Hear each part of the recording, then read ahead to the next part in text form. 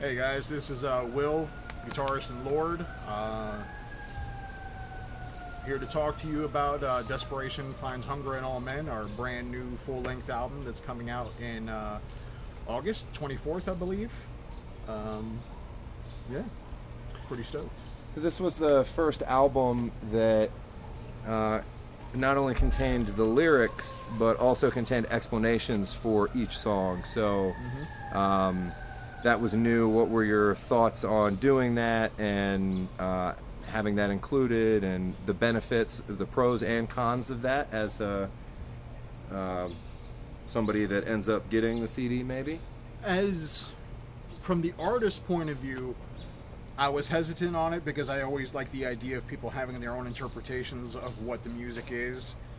But that's the musician part of me talking. But at the same time, I felt that the messages that were being put across in the lyrics and the power of the words and the sentiments that were being put across, I think there was the opportunity to lose something in translation had they not been so clearly defined on the lyrics, and also have the explanations there too, to be able to really kind of put it across and put it forth, so there was no deviation from what the intent was of the message.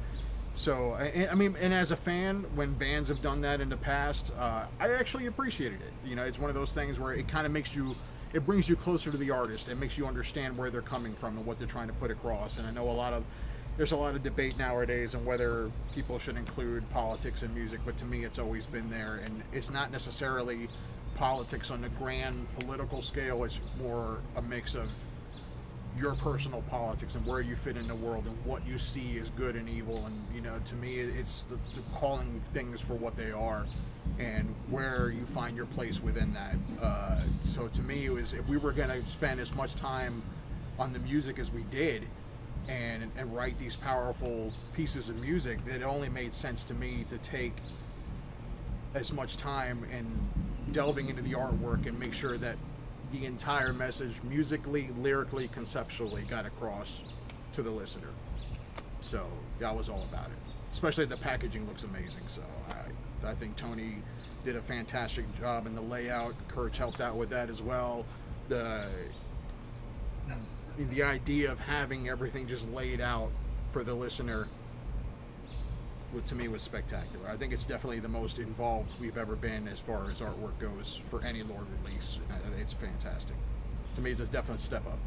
And this album is kind of an anomaly in the sense that we were trying to write music for a 7-inch split, and it really became, we wrote all these songs that were just way too long to fit on a 7-inch. Right.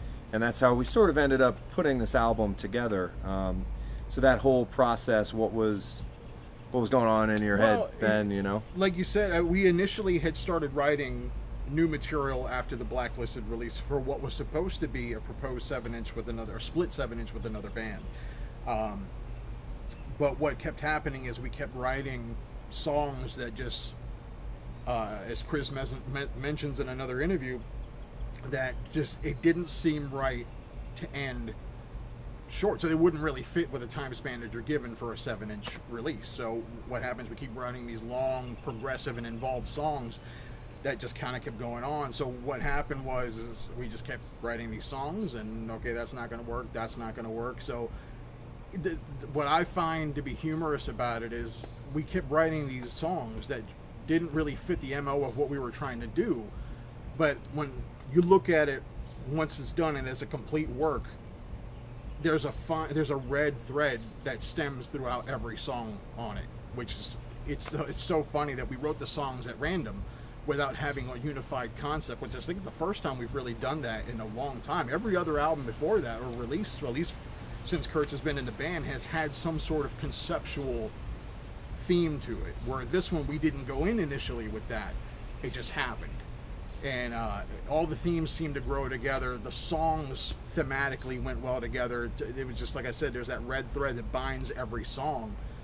And even the final song on the album, was not even meant to be a Lord song. It was a a piece of music that we had started working on, and he had lyrics for it. And after hearing it and knowing what the song was supposed to be about, I was just like, we have got to put this on the record. To me, it was the perfect way to cap off everything that the record was shooting for.